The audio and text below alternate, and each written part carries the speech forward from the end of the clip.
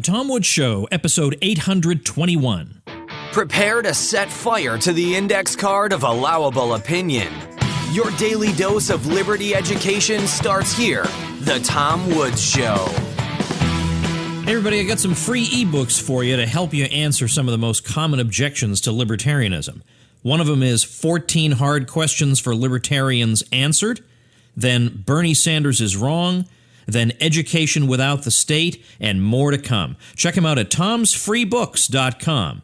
Hey everybody, Tom Woods here. Sean Rittenauer is back with us after a really, really long time, and it's a great time to be talking to Sean because he just released a wonderful edited volume called The Mises Reader.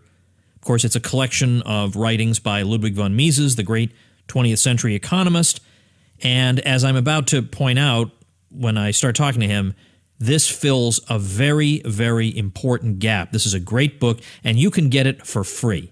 You can check it out at tomwoods.com/821. Sean, welcome back to the show. Oh, well, thank you so much, Tom. It's just always great to be with you. All right, well, listen to me. This book here, the Mises Reader, it fills a huge gap.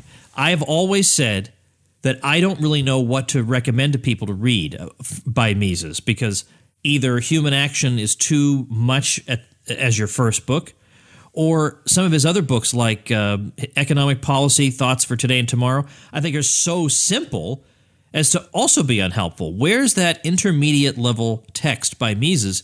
Hard to find. I'm not sure it exists. So I basically despaired. I just say, well, become an expert by reading Rothbard and others, and eventually you'll work your way up to Mises. Now you can finally jump in and read a satisfying Mises book. I really mean it. We couldn't have done this before. So congratulations. I mean, did you feel the same way? Oh, well, you're too kind. But I would say, in a way, yes.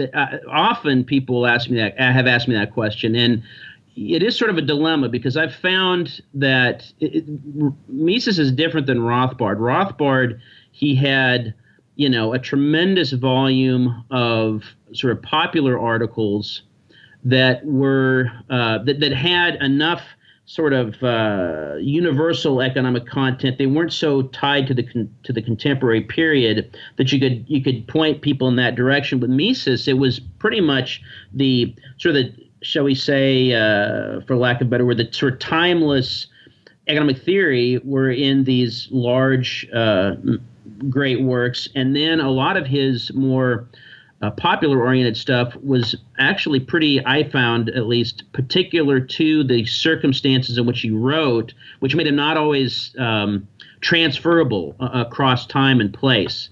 And so when Lou Rockwell asked me to edit this volume, I thought, what a great opportunity. And it's funny, I should have known this, but one of the great side benefits, however, in preparing this volume, the Mises Reader, was just another great excuse to go back and reread the classic works of Mises. And I was just reminded once again what a tremendous intellectual giant and economist he was. So you chose all these selections yourself? That is correct, yes.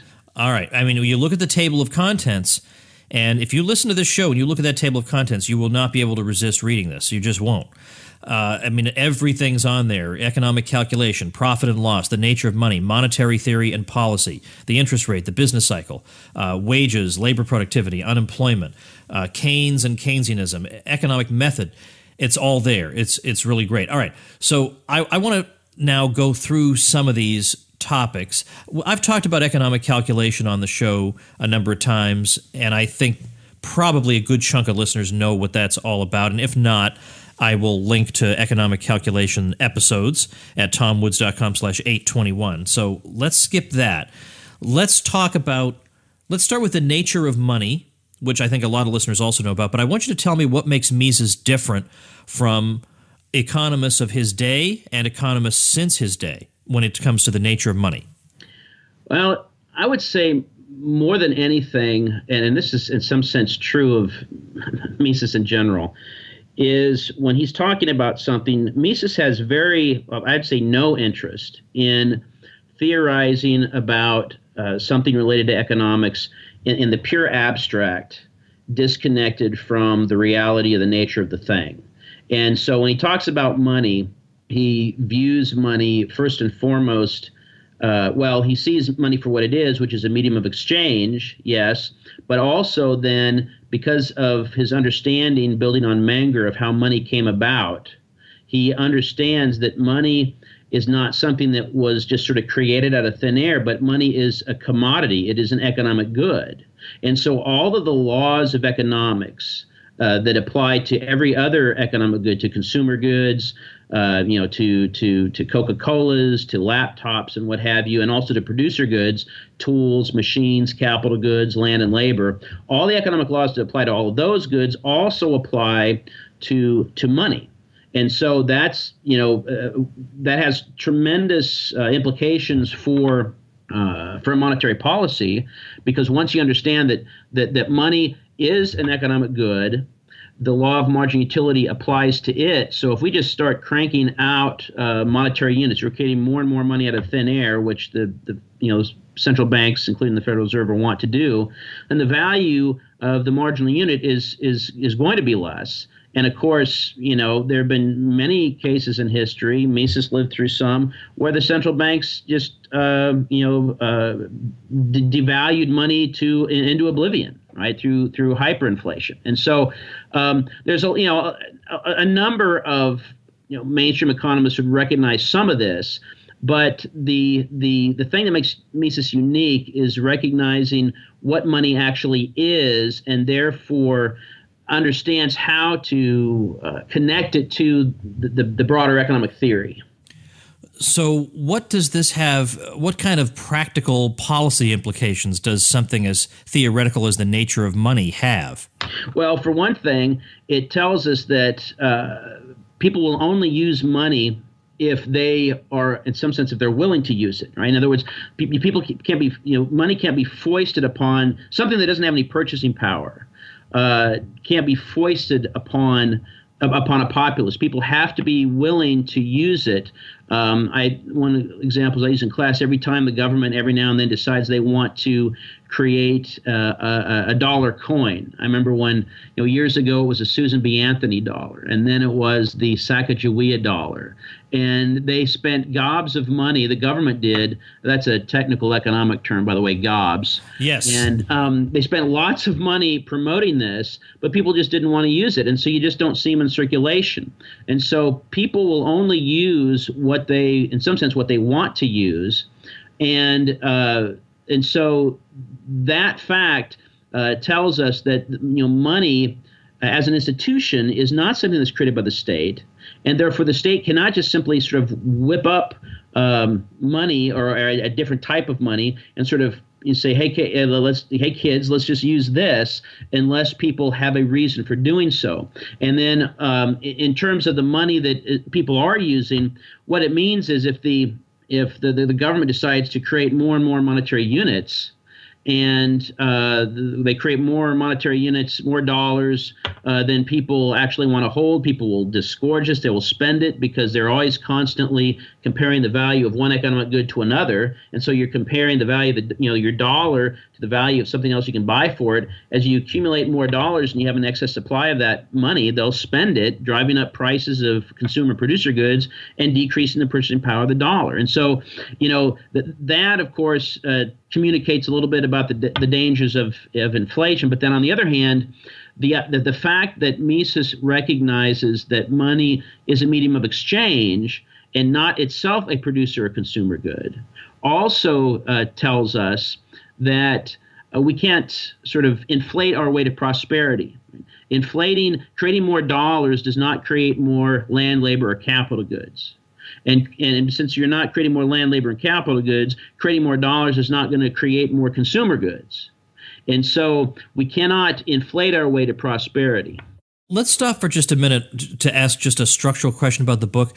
What are your main sources for these different texts of Mises? Are you drawing some from Human Action and some from his articles and some from his other books? Where is this primarily coming from? Yes, it's primarily, I don't say even primarily. There are a lot of selections from Human Action, but I have material in the book from both his, what I'd say is his main scholarly works, and then a number of his essays. For instance, I do have selections from Human Action, from Theory of Money and Credit, from Socialism, from his methodological work, Theory and History. I include part of his essay, Profit and Loss. I include the essay, The Non-Neutrality of Money. Then, at the same time, I include some shorter works and also some more popular works. I include a selection from Anti-Capitalistic Mentality. I include at least 2 or 3 of the essays from that volume you mentioned, Economic Policy, Thoughts for Tomorrow and Today. I include a couple of lectures from that.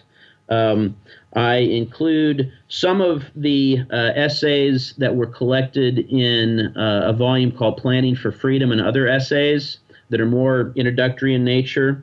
And so it really is an attempt to provide readers both, number one, just a good introduction to the basics of Mises's thought, drawing from excerpts from his great works that might be pretty daunting to just jump into, but then also intermingling with them some of his shorter, more introductory essays that communicate similar ideas.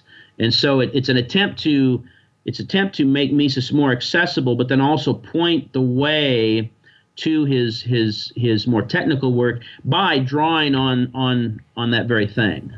Right, and it's not like Human Action is just completely impenetrable and incomprehensible to somebody. It absolutely isn't, especially if you read the section on labor. It's very, very straightforward, but it's a long slog for some people to get to that point.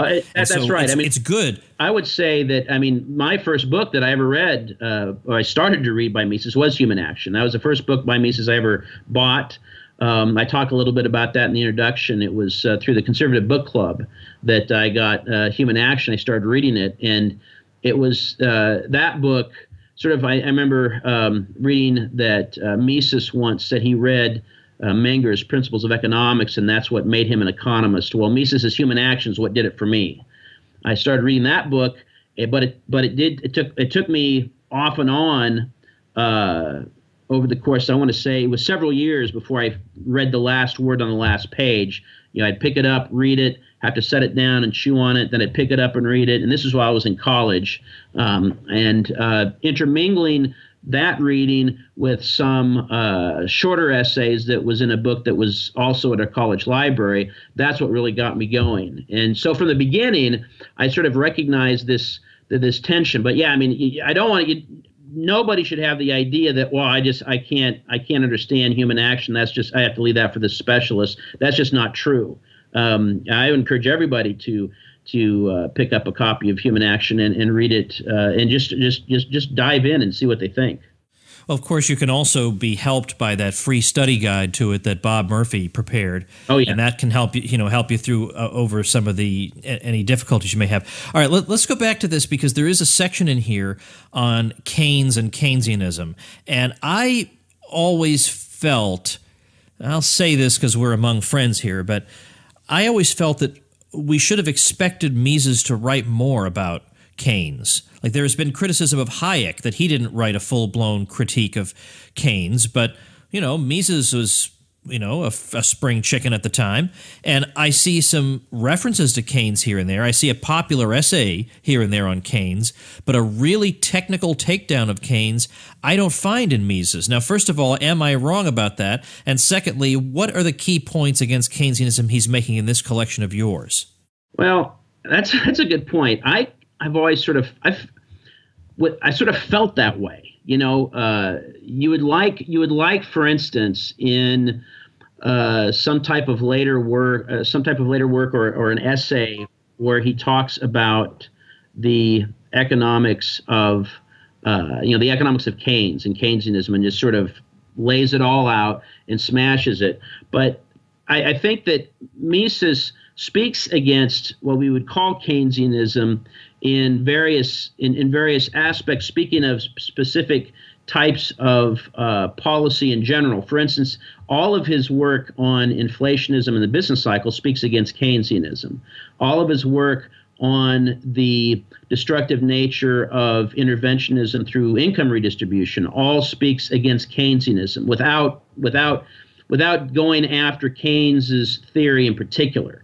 So I think in some ways, when you read it, you almost get the impression that Mises is in a way kind of baffled that so many people would take this so seriously. They would take Keynes so seriously. If you read, Lord Keynes and Say's Law, or Stones into Bread, The Keynesian Miracle, which are the two more popular essays that I include in this volume, he speaks to the core of Keynes's problem, which is the idea that we can essentially abolish scarcity by creating more money. He sort of shows how fallacious that is, but as you read it, I just get the impression that he just is, in some sense, he was shocked in a way that perhaps not the masses, but certainly that people that call themselves economists would be led astray by this. I like your answer about Keynes and Mises, in that Mises doesn't necessarily write a full-blown response, but the response is really to be found in his commentary on a wide variety of subjects. Implicitly, it's there. Yes. He does have a section, in fact, in this book, the Mises Reader that you've prepared, on contra-cyclical or counter-cyclical economic policy, which is also a response to Keynes. And I'd like you to take a minute to talk about that, because that's an area that is never probably going to go away. I mean, if you look back at Economics in One Lesson by Hazlitt, there are some arguments in there that he's dealing with that are a little dated today. But counter-cyclical economic policy carried out by governments and central banks unfortunately doesn't seem like it's ever going to be dated. So let's talk about that. Right. Well, so the idea of counter-cyclical policy is the idea that when either we can prevent recessions, or we can cure recessions by doing the right policies to counteract the recession. So, for instance, if we've got an economy that is approaching the doldrums or is in the doldrums, the idea, of course, the conventional, the Keynesian understanding of this is, well, we've got insufficient aggregate demand. We don't have enough people spending enough money on goods, and so the demand for those goods are flagging. The prices of those goods then fall a little bit, and that causes low profits, and people have to be laid off, and all these bad things happen. And so that's a problem. How do you fix that? Well, the Keynesian approach, and I must say it's not just limited to Keynes. The monetarists are a little bit like this too. We need to stimulate spending somehow. To prevent recessions, we need to keep spending at an adequate level. If we're in the recession, we need to boost spending, and so typically it comes out through increases in the money supply. If you increase the money supply, that's going to encourage people to spend more money on consumer goods. Households, it's going to encourage more businesses to invest in more equipment and land and labor, et cetera, and that increased spending will get us out of the recession. Now, if there's a case where, okay, so we created more money, but people are wanting to hold on to money because in Keynes's mind, they're so shook up, they don't want to invest. That's when the government then, in their mind, has to step in, and they need to increase government spending. I remember back in 2008 or 9, once the meltdown hit, I think as Paul Krugman said, look, right now somebody needs to spend beyond their means, and right now it has to be government. And Paul Krugman never met a deficit spent dollar he doesn't like. So that's sort of the argument. Now, Mises's point is something that's it goes beyond saying, oh, look, this doesn't work because what we need is sound economic investment, and as I said, just increasing the money supply doesn't create more wealth, and that's all true. But Mises makes a fundamental point that, look, the reason we have a recession is because of mistakes and malinvestment in the past. People were led astray in mass. Entrepreneurs were led astray in mass to invest in the wrong things, and we cannot undo those wrong investments simply by triggering another another round of malinvestment, right? In other words, if there are businesses that are in trouble because they forecast incorrectly, and therefore the price that they can sell their products for is lower than what they anticipated, we can't simply right that by creating more money in general, because we have absolutely no reason to believe that if we create more money in general, then the new dollars are going to be spent in precisely those industries where there were malinvestments to begin with.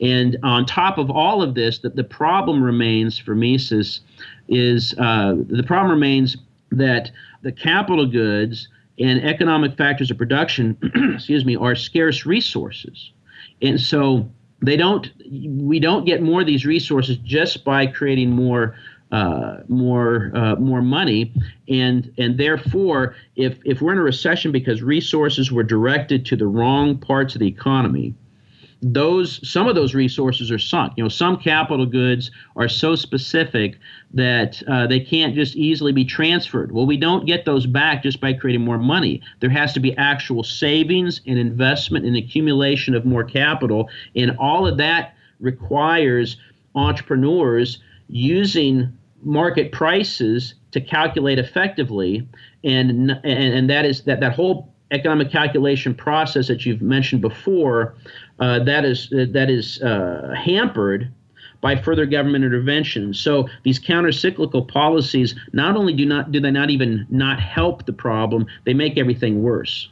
Sean, let's take a minute to talk a little bit about economic method. I don't want it to be the whole episode, just a bit, just one question, because that is one of the things that distinguishes Mises not only from other let's say 20th century economists. Doesn't distinguish him, by the way, from a lot of the great 19th century economists who would totally have agreed with him on this. Sure. But it distinguishes him from them and even from other Austrian economists, some of whom view his methodological explorations as something of an embarrassment. The crazy old uncle you got to keep hidden in some other part of the house. That's right. But I beg your pardon? I just say I hope that he stays quiet, when guests come. Yeah. Exactly. But I find his stuff on this absolutely great, and I find your colleague Jeff Herbener's defense of it to be totally persuasive. Yeah. I like it a lot. So I want to talk about it because I think a lot of people who listen to this show who may not have read a whole lot of Mises, what they have heard is that Mises derives economics from human action, and that just sounds like a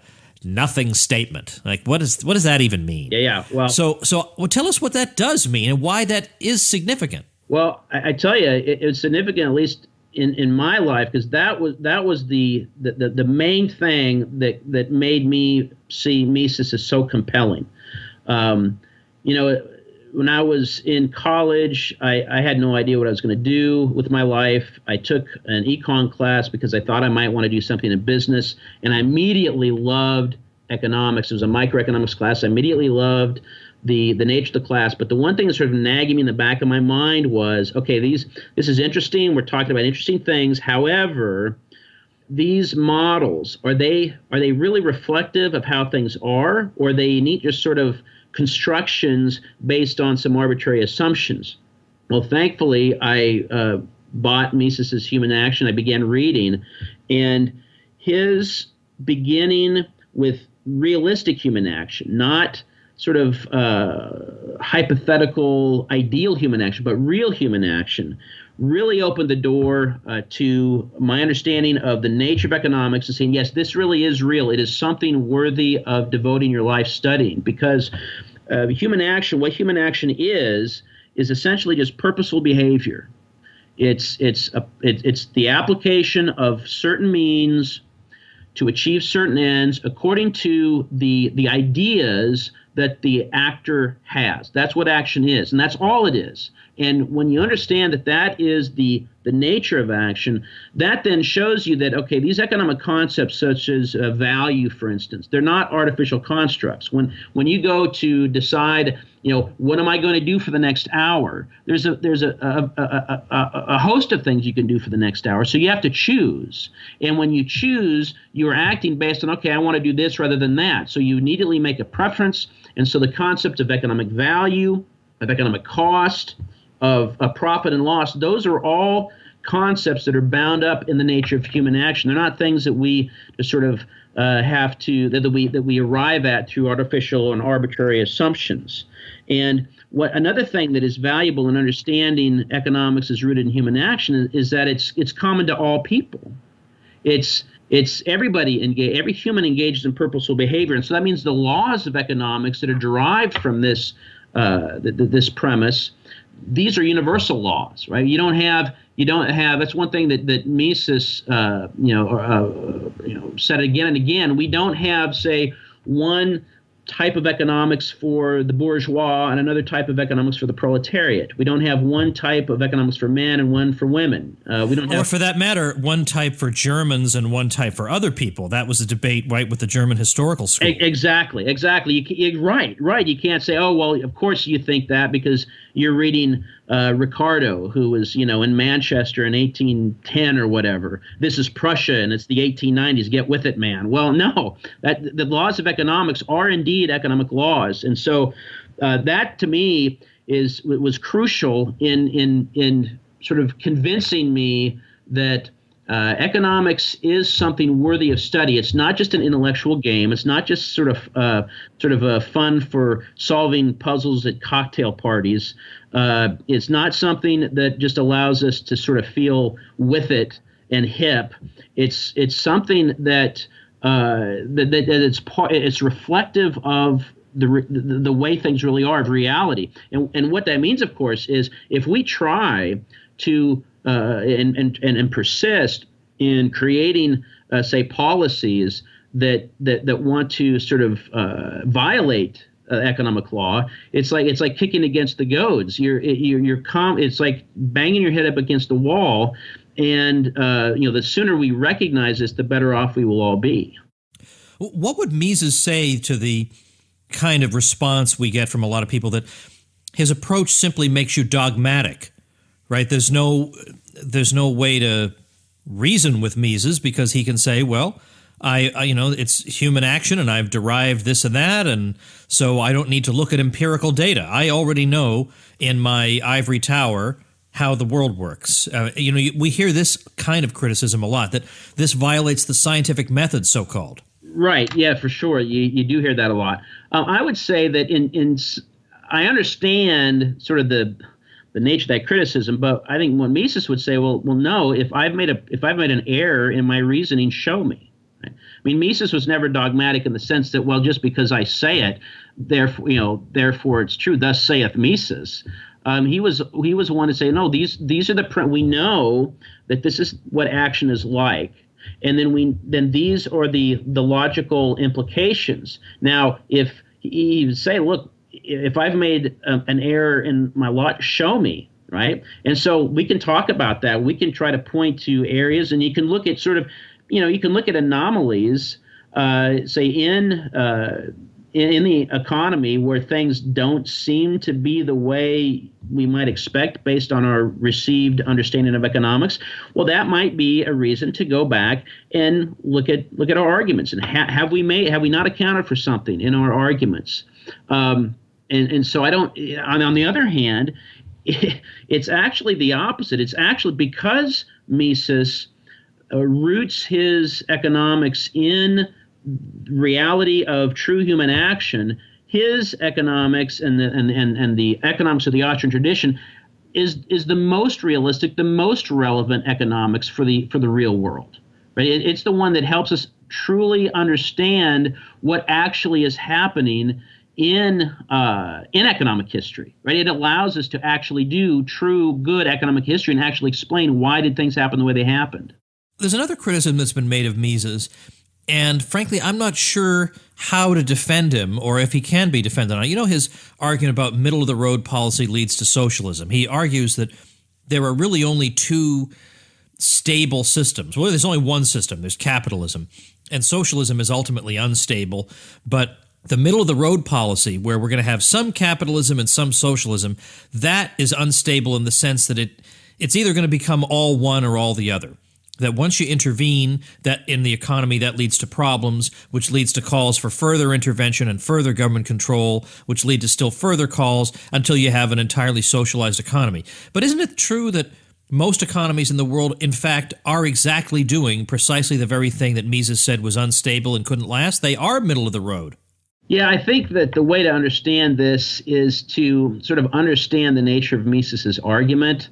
I understand the criticism, and there's a certain amount of sort of face value, validity to it in a way. But at the same time, it's important to recognize, I think, that Mises was thinking in some sense in terms of logical consequences. In other words, look, if we want to achieve an economy or a society where people are able to attain the most goods they can to satisfy most of their ends, a society that promotes civilization, et cetera, we need a free market. We need a free society so that people can participate in the division of labor, accumulate capital, engage in entrepreneurship, and entrepreneurs use economic calculation, et cetera, to really coordinate the social division of labor. Interventionism hampers that, right? And so he's saying, okay, if we want to achieve that end, we can intervene here and there, but it does have all these negative consequences that you mentioned, and then that does, as sort of, it's not really a praxeological law, but it's sort of a political economic observation, sort of empirical reality that people call for more and more intervention. I think that the history of healthcare policy in the United States bears this out. The history of banking and banking policy in the United States bears this out. That when there's a problem that the government intervenes to solve this problem, it creates a larger problem than people say, oh, we need more government regulation, more regulation. And so you do have these inroads of hampered economies. And I think Mises is right that if we continue along these lines, we will end up in sort of a fascist socialist state, sort of a German-style, Nazi-style socialism. So he's right along that. That's the direction it's tending.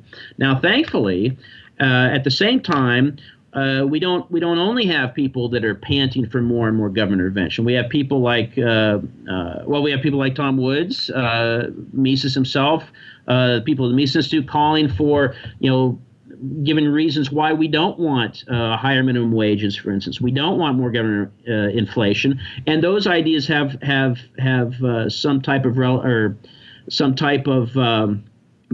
play in the public as well, and so we don't tend to have full-blown socialism. I think what so there's these two forces that are going back and forth. I think a point that Mises might make is that, okay, yes, we do have continued interventionism, but it's not a stable system in the sense that, okay, if we get to this certain level of interventionism, and then we can sort of maintain that level of interventionism on into the future because that's a stable system. No, there's constant fluctuation about the levels of interventionism in a host of different markets and different types of regulation and different types of government macroeconomic policies. There's an ebb and flow. And so in that sense, it's not a stable system. It might be that interventionism will always be with us, but it's not going to be a stable interventionist system.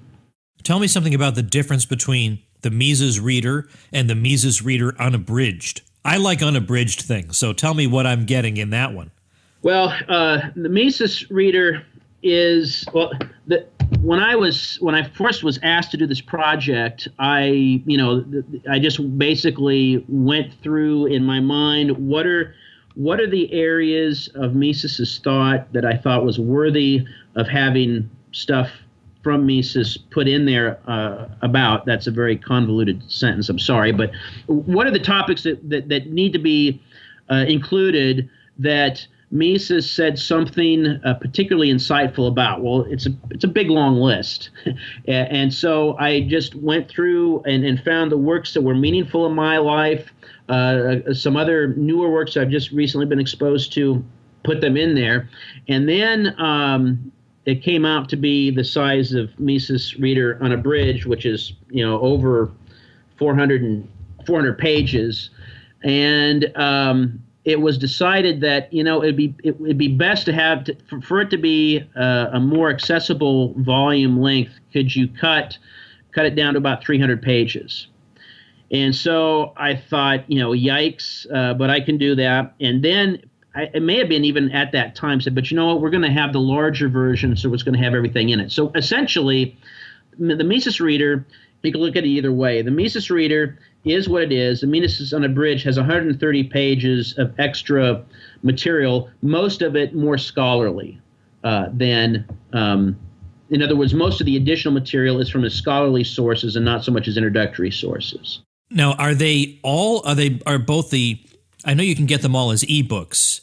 Can you get both of these versions in the print, or is the unabridged one only an ebook? How does that work? No, I believe you can get both in print.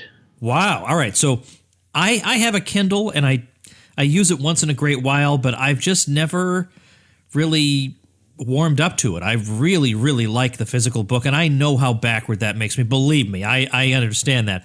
It's just a personal preference, so I'm glad to hear that, because I will enjoy having this on my shelf, without a doubt. So the beautiful thing about this is, for those of you who like the printed edition, you can get that. Yes. But for those of you who just like to get a free book, you can get the ebook version for free in PDF and in EPUB, and I will link to that on our show notes page, tomwoods.com/821. You can get the abridged and the unabridged versions for absolutely nothing at all. That's right. And read it on your device. It's amazing, which, by the way, is a reason that you should be donating to the Mises Institute. You should be guilted by all these free books. That's right. Into donating, because it is a tremendous cause, and it's great that you did this. It really, really is great. As I say, I have not known what to recommend by Mises, so generally what I've done is in a very subtle way, try to change the subject to other economists they might read until they're ready for Mises. Well, now basically everybody's ready for Mises, really. So it's great. I'm so glad you did it. The topics are so well chosen. It's organized so well. It's like the step-by-step building of economics, the way Mises does, is actually carried out in your replication of his thought. So I couldn't be happier about it. Thanks so much. And I hope maybe I'll have a chance to see you in a couple of months at that conference. We'll just have to see if I can make it work. Thanks a lot. Well, thank you. All right, everybody, before I let you go, something very, very important to me that I want to tell you about. I've had Connor Boyack on the show a number of times. I've known Connor, I actually don't know how many years at this point, but it's a long time. And he's done a lot of great work for me. And I frankly don't know how I could have done all the things I've done without him. He's conscientious. He'll help you at 3 o'clock in the morning. I try not to do that to him. He'll be driving in the snow, and he'll pull over his car to help. I mean, he really, really is crazy almost, how good a person he is. And he's doing something, and I want to support him on it. One of the reasons I've had him on the show is that he is the author of a wonderful children's series, a series of books, the Tuttle Twins series. And he takes some classic of libertarian literature like the essay I, Pencil or The Road to Serfdom or whatever, and he makes a children's book out of it. And it's a beautifully illustrated children's book, and it's the kind of book that children, young kids, up through around, let's say, 10, 11 years old can all profit from and understand. It's great. Very, very well done. Well, right now he's crowdfunding a very important project to get his book, in particular on the I-Pencil essay, The Tuttle Twins and the Miraculous Pencil, into schools. He says, we've worked with grade school teachers to produce a unit course on economics based on this children's book. And they'll be able to provide a free lesson plan to teachers around the country, along with copies of the Miraculous Pencil book for each student. They've already got a waiting list of teachers hoping to participate. It's a tremendous project, but it could use your help. So I'm going to be linking to this crowdsourcing project, and so I'll do it at tomwoods.com/Connor. I'll also link to it on the show notes page, tomwoods.com/821. He's giving away great, great bonuses if you chip in, which I have done, by the way. I've contributed, but also I'm giving away free goodies. If you're at a certain level, I'll give you a free master membership to libertyclassroom.com. Lots of great stuff, but you are involved in a really great project that can have really practical results. So check that out at tomwoods.com/Connor as soon as you possibly can, so as to help them out and be a part of this big, big deal. All right, thanks everybody for listening. I'll see you tomorrow. Become a smarter libertarian in just 30 minutes a day. Visit tomwoods.com to subscribe to the show for free, and we'll see you next time.